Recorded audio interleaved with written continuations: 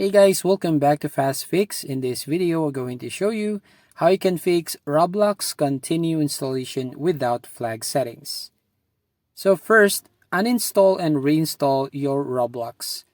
So to do that, you just need to go to your settings. And then from here, just need to open the apps. And then go to installed apps. Now from here, you just need to search for Roblox.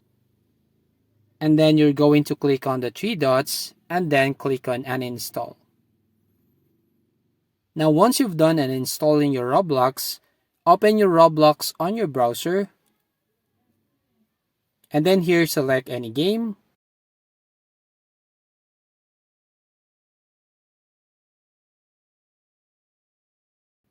Then click on the play button. And so you can install the latest version. Then once done, right click on the start menu icon right here at the bottom and select on run to open run app. Here on run app, type %local app data percentage